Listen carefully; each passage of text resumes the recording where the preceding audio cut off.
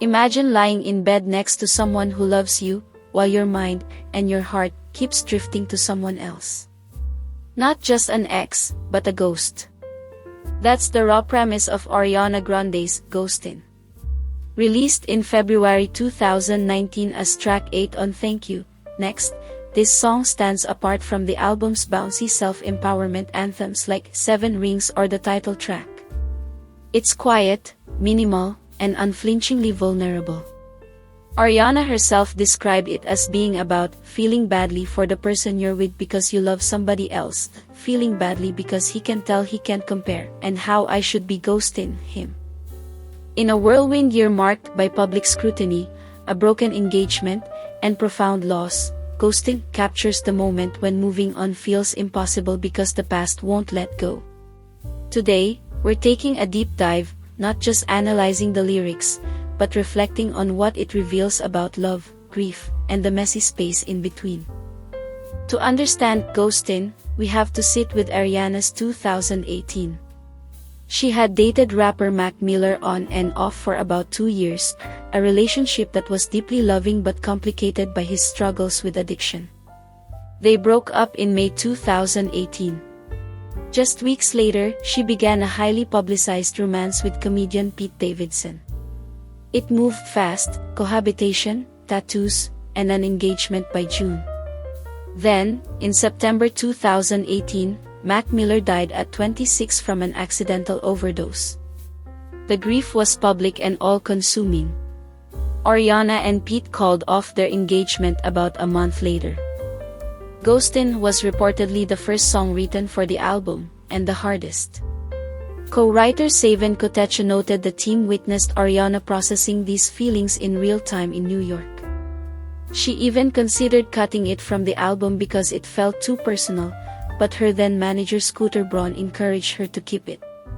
The timing makes the song feel like a transmission from the eye of the storm, Ariana in bed with Pete, crying over Mac.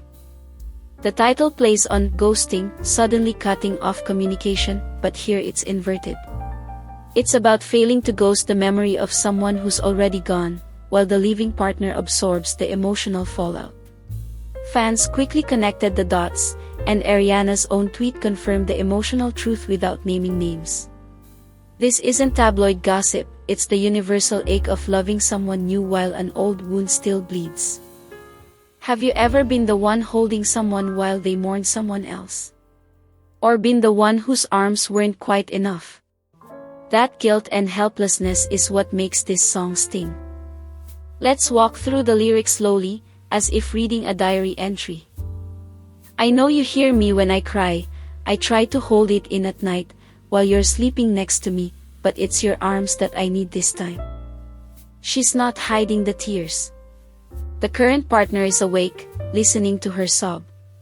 She wants comfort from him in the moment, but the pain originates elsewhere. It's intimate and exposing, the kind of vulnerability that can fracture a relationship. Pre-chorus, chorus, I know that it breaks your heart when I cry again, over him. Instead of ghosting him. This is the gut punch. She's acknowledging the damage her unresolved grief is causing.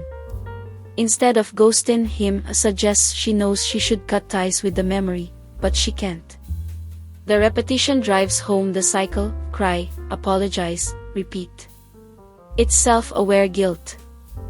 Second verse, though I wish he were here instead, don't want that living in your head, he just comes to visit me, when I'm dreaming every now and then. After all that we've been through, there's so much to look forward to. Here the song shifts.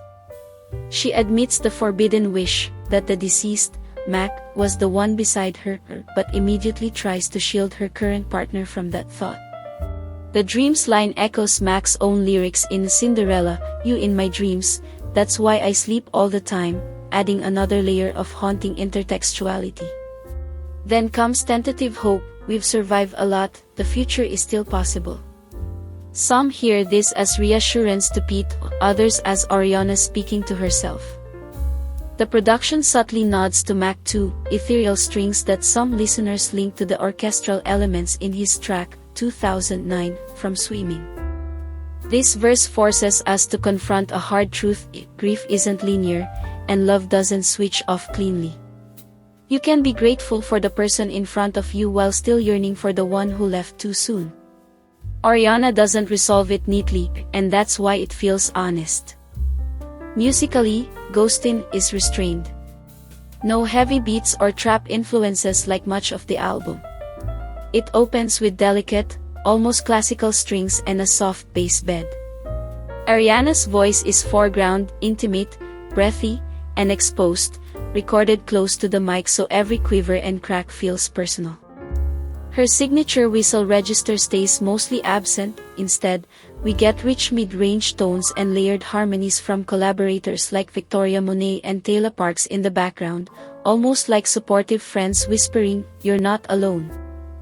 The build is gradual, staccato strings add tension, the chorus swells with emotion, and the ending features those signature Ariana ad-libs and stacked vocals that feel like a cathartic release. It's a masterclass in restraint turning into power.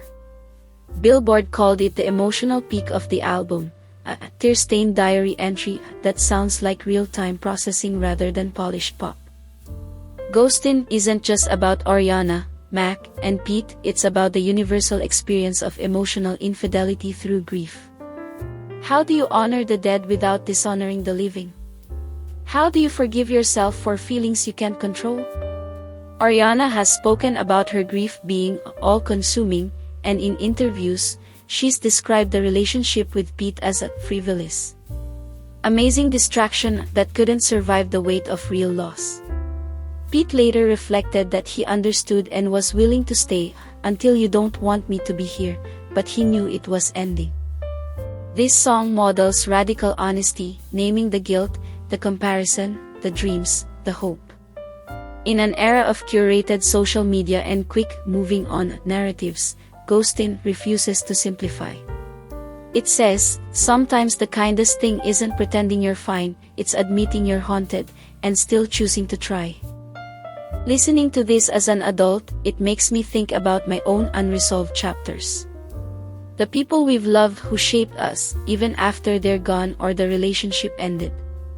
Ghostin reminds us that healing isn't about erasure, it's about integration. Carrying the love and the pain without letting it destroy what's in front of us.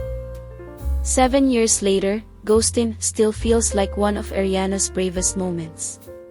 It didn't get the radio push of the album's bigger singles, yet it lingers because it's unflinching. Ariana rarely performs it live and has said she finds it difficult to revisit. That's the power of true vulnerability, it costs the artist something. In the end, the song doesn't offer easy closure. It offers presence. "I know you hear me when I cry." Being witnessed in our messiest grief might be the closest thing to healing we get. If you've ever felt torn between past and present, Ghostin validates that ache without judgment. Thanks for reflecting with me. If this song hits you too, drop your thoughts below. What line destroys you the most, and why? Until next time, be gentle with your ghosts.